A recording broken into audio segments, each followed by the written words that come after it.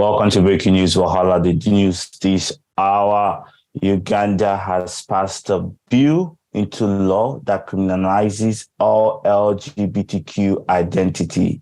If you identify as an LGBTQ member, you are likely going to be spending 10 years in prison or be sentenced to death. This has had the whole world talking. The first question being is, are LGBTQ persons the issues of Uganda? Is LGBTQ matter the current pressing issues of the country of Uganda?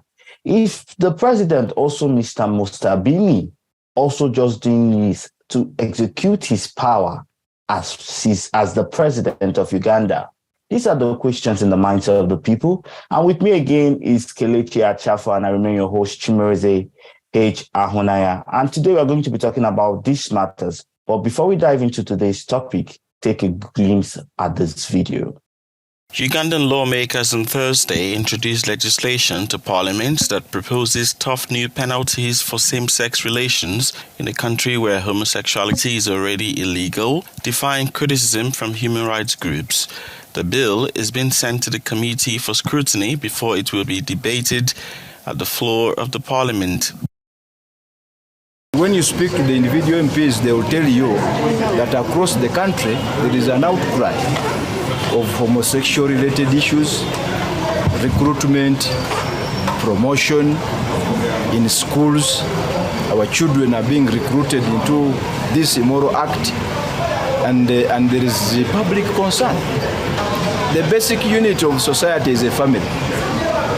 If you destroy a family, you have destroyed society. So there is nothing more important than having stable, solid, and grounded families. I do not agree with homosexuality in principle. Like I said to you, in my church, in my culture.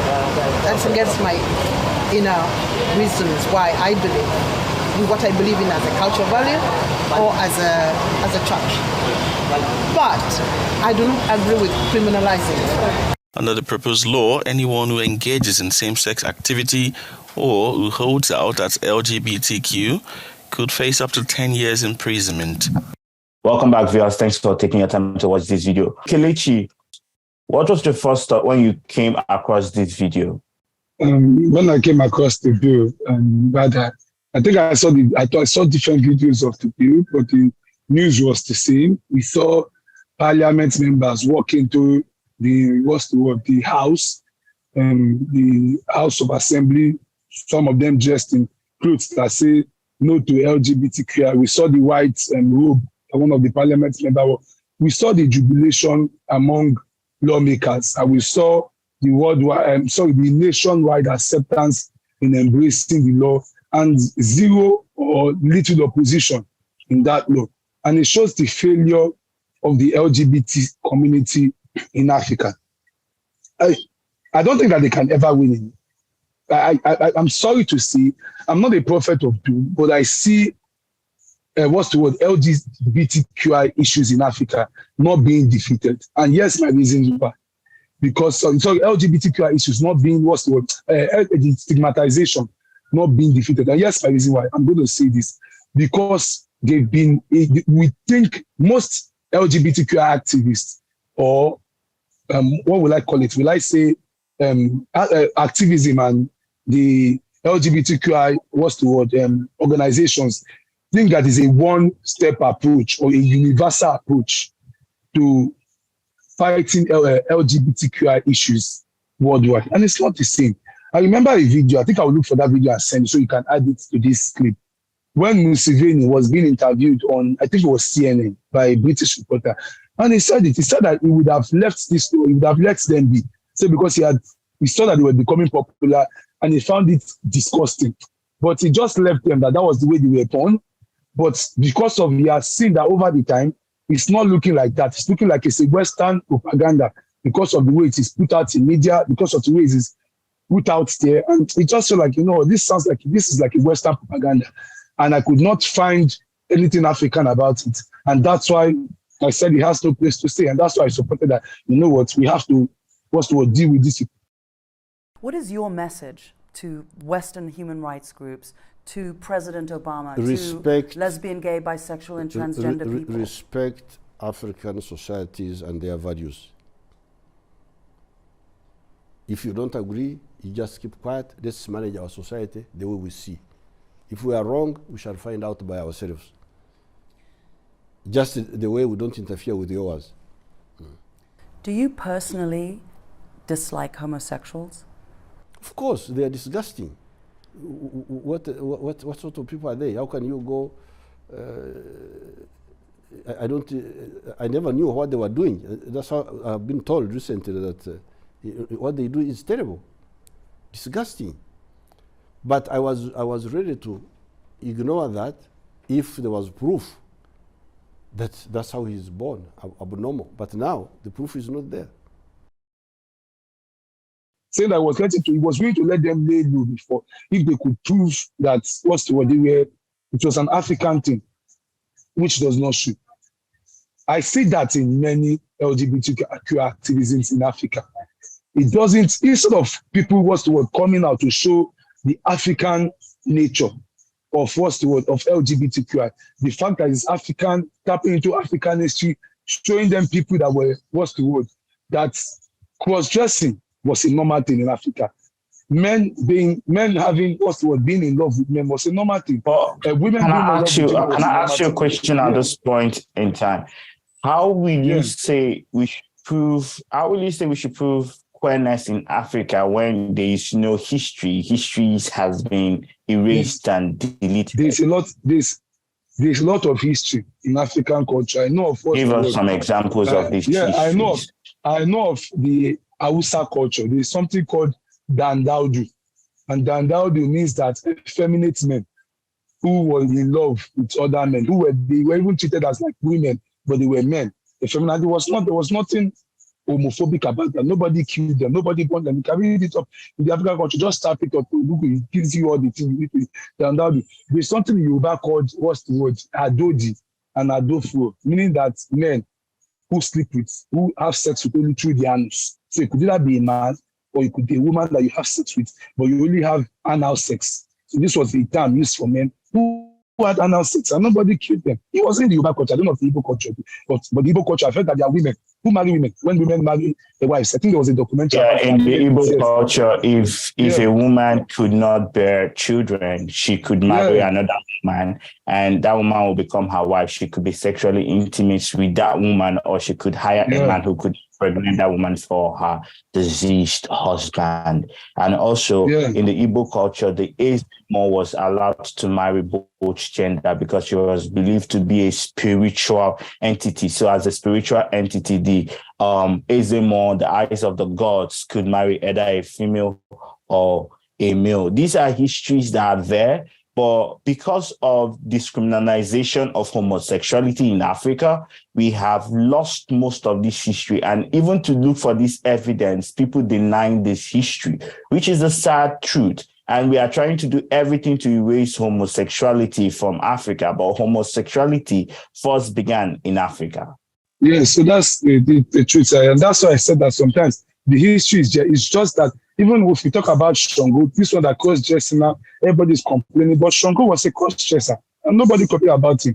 He was not doubted as a god. His godlike feature was not doubted. He wore women's clothes. He wore what his wife's clothes. His wife was a cross-dresser, and nobody said that, he was this thing. Nobody complained about it. Nobody said derogatory things towards him. There were men too who were cross-dressers in the past in Yoruba culture. Nobody said something against them.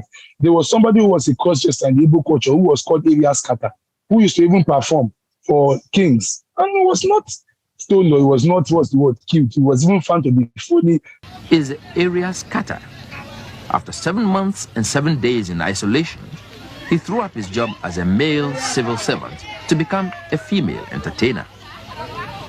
He plays a thumb piano, which he always carries with him, acting the traditional role of entertainer of audiences from street urchins to royalty.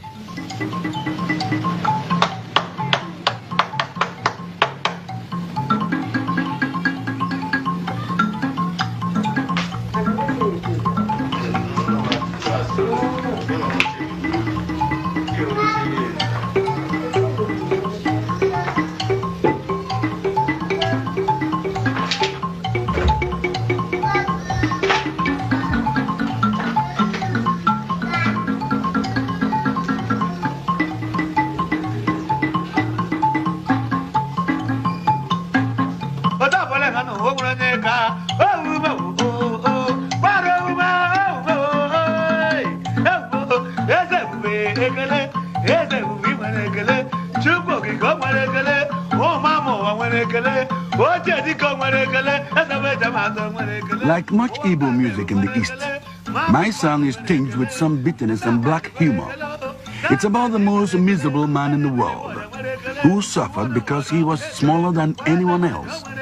But one day, at the market, he sees a man even tinier than he is. After that, he is happy. Happy to know there is someone even worse off than himself.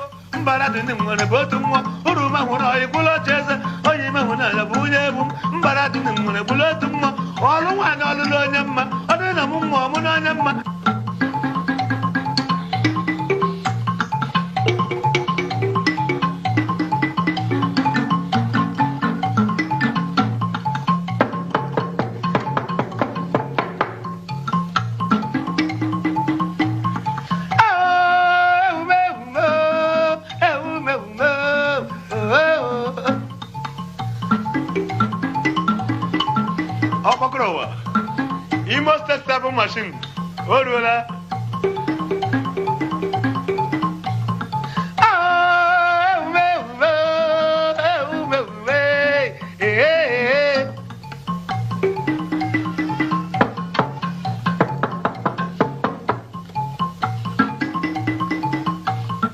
What is okay? No, what I can now go.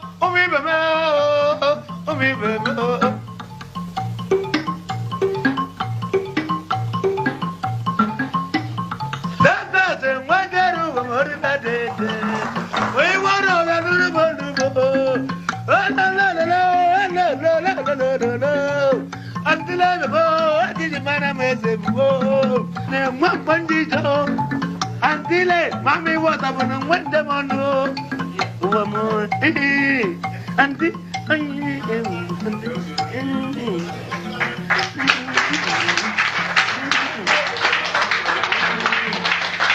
So it's been like that. It's also like what is killing what's the word? Most of the LGBTQ activism. And that's why Botswana was able to stand up to the test. Botswana, true, God bless them. They are called a Liga Bibo. Liga Bibo was the major organization who stood and got what's the word? The LGBTQI rights legalized in Botswana. Got the marriage once a step further and did the impossible and made marriage legalized. They were going for what they were aiming for was for it not to be what's the word criminalized, but they even got more through the Supreme Court and they got legalized. You can have marriage now in Botswana and it stands as a male to male marriage. I think that other African LGBTQI organizations should learn from that and attack things the African way by showing people history, by showing them cultures, by showing them traditions that truly LGBTQI is accepted in the African culture and not coming to the approach of, gender this, gender that, neutrons, two-spirited. People would not understand. What they would feel like is that this is a Western propaganda. They're trying to make our children pansexual, asexual, bisexual, what's the word, two-spirited. The question, sorry, Mr. Kilichi, gender fluid. Why do you think most African government are using and African politicians are using homosexuals or LGBTQ members as a political jamboree? The second question is on words on the street that it is the Christian evangelicals that are sponsoring these bills in Africa to criminalize homosexuality. What do you have to say concerning those questions? I think for me, the first one would be like why it is, what's the word, accepted is the way the approach in which I would say they see the LGBTQI activism. We've shown programs on this show where it seems like the LGBTQI from dirty elements make it seem like, they are going after children, they want to involve children. It's because I would blame mostly the media, the propaganda. Mostly the media, the propaganda, and what is flying around. And that's why you see it like, they are trying to make it look like every show now must be LGBTQI. They must have an LGBTQI figure. It must be inclusive. So they are trying to say, you know what, we don't want to bring this to Africa. So before it comes to Africa, the best thing we can do is to make it low. And you see that he has support cut across Africa. And let's put back on it. Let them not destroy our children. When you go online, the most thing that's coming is children. And you even see Western people who are supposed to be educated, who are supposed to show the African people the light. They are also supporting this. So Over here, they are trying to also indoctrinate our children. That's why I homeschool them. That's why I do this. It's just the propaganda. And two, I agree with that. That's not only the Christian listing. Almost every organization is pushing back on the LGBT community. Almost all of them. They might not be able to sit. The majority of them, you see them. You see CEOs, you see head of company, you see journalists, you see Christian organizations, you see Muslim organizations, you see almost everybody pushing back on the LGBT community, even actors and actresses. Some might not want to say it out openly so they don't get cancelled, but with their actions, with their body language, you obviously see that truly they do not stand for the LGBT community, and they would want them to be silent. So I agree with that. Thank you so much, Mr. Kelechi. Not to make this news long, viewers, please comment what your thoughts on the LGBTQ matters and the LGBTQ laws are. In case you do not know how to support the LGBTQ communities, we will be bringing more enlightenment about what is happening in Uganda on Q Real Talk. This is why we have from day one said the first thing we need is an LGBTQ media for Africa, where voices can be heard, until queer people begin to tell their stories, until queer people begin to speak out and say, here I am, with boldness and confidence. Homophobia cannot give us queer-friendly laws, and you cannot ask a serial killer to arrest murderers. He will do what is beneficial for him. So at this point, I urge everyone, if you have a story from Uganda, please write to us at qrealtalkng@gmail.com. Reach out to us, tell your stories, let us know what is happening to Uganda. We are not just for the Nigerian LGBTQ community, we are for the LGBTQ community worldwide. And we remain your host. I remain your host, Chimere H. Ahunaya. And thank you, Mr. Kelechi, for coming with us. And like we always say, peace out.